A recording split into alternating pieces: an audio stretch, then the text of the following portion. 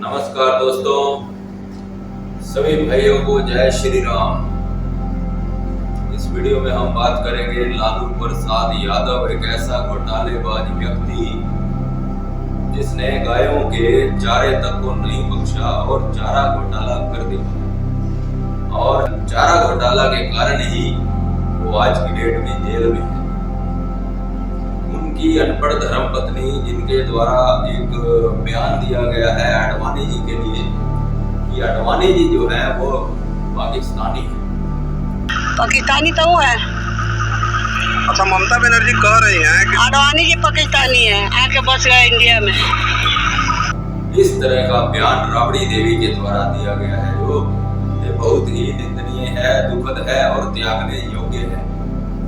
हम इसकी कड़ी निंदा करते हैं और यही कहना चाहेंगे सभी भारतीयों को, सनातनियों को, हिंदुओं को, भारत राष्ट्र के प्रत्येक नागरिक को कि ये हमारा सौभाग्य है कि हमें ऐसे लाल कृष्ण आडवाणी जी जैसे राजनेता मिले, शख्सियत मिले। क्योंकि राम मंदिर जो हम आज की डेट में बना हुआ देखते हैं, इसके संघर्ष में लाल कृष्ण आडवाणी का बहुत बड़ा योगदान रहा है।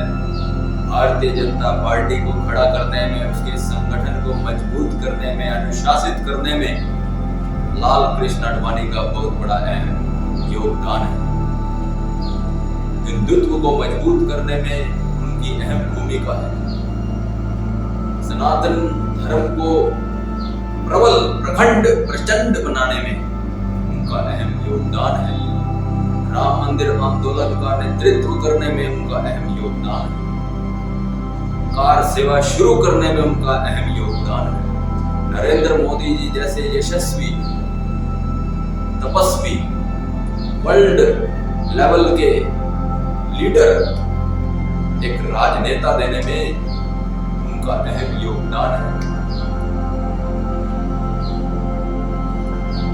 एक भारत सरकार के द्वारा जिन्हें भारत रत्न अवार्ड दिया गया, ऐसे भारत रत्न अवार्डी के बारे में इस प्रकार के कटु शब्दों का प्रयोग करना कि वो पाकिस्तानी है, ये बहुत ही निंदनीय है।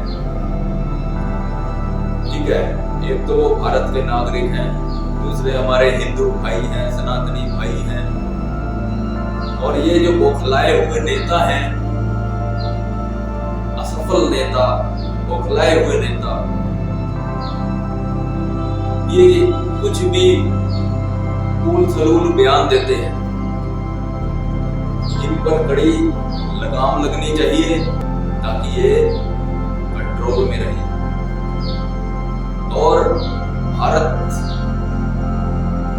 खंड भारत का वो हिस्सा जो आज की डेट में पाकिस्तान कहलाता है, ये भारतीयों, सनातनियों की खुद की बहुत बड़ी गलती का ही परिणाम है। जो आज की डेट में दो राष्ट्र बने हुए हैं, एक भारत और एक पाकिस्तान। ये हमारी अपनी ही विषमताएं थी, ये कांग्रेस पार्टी और उनके नेताओं की ही विषमताएं थी, कमियां थी, जो आज की डेट में दो राष्ट्र देखने को मिलते हैं। अखंड भारत का वो हिस्सा जैसे हम बचा नहीं पाए, जो हमारा ही अंग था।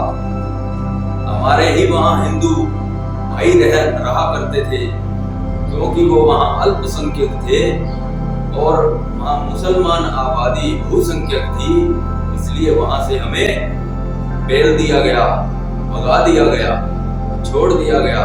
हमारे पास दो ऑप्शन रखे गए, या तो टोपी पहन करके मुसलमान धर्म अपनाओ और अपने ये 2-2 हजार एकड़ जमीन पर राज करो, या फिर यहाँ से निकल जाओ, बेदखल हो जाओ, प्रॉपर्टियां अपनी छोड़ दो और हिंदू धर्म स्वीकार करो।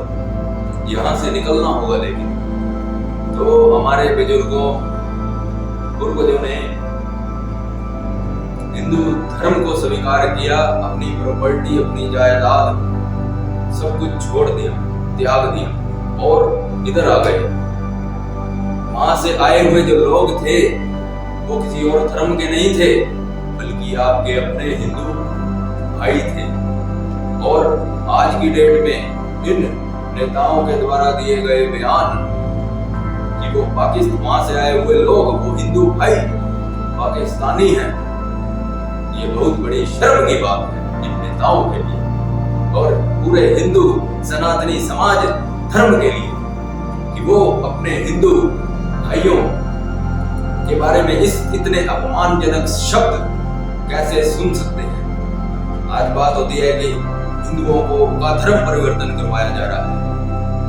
अरे इस बात की तुम चिंता तो कर रहे हो, लेकिन ये तो देखो जो आपके अपने हिंदू भाई धर्म की खातिर अपनी सारी जायदादें छोड़ के उस एरिया से इधर आए हैं, क्या उनका आप सम्मान करते हैं? मुझे फख्र है, मुझे गर्व है अपने बुजुर्गों पर, पूर्वजों पर, जिन्होंने वहां से यहाँ आए धर्म के खातिर और आकर के यहाँ सनातन धर्म मंदिर गरुड़ा के अंदर बनाया। आने को पैसे नहीं थे तो पैसे कमा करके दिखाए, क्योंकि वो पढ़े लिखे समझदार थे। ऐसा नहीं था कि उनके पास कुछ नहीं था, वो राजा थे, लेकिन स्थितियों, परिस्थितियों, हालातों के कारण उनको इधर आना पड़ा और उजड़ा हुआ सा जीवन बिताना पड़ा। और वो कहते हैं ना कि राजा को चाहे जंगलों में छोड़ दो, राजा राजा होता है।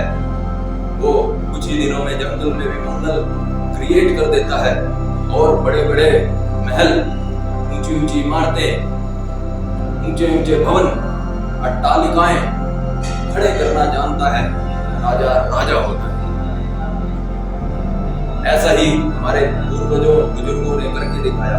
खाने को पैसे नहीं थे, फिर भी पैसे कमा करके दिखाए और एक सनातन धर्म मंदिर भी खड़ा करके दिखाया। सबको बताया इस बात का, बड़ौदा के अंदर सनातन धर्म मंदिर। धन्यवाद। जय हिंद, जय भारत।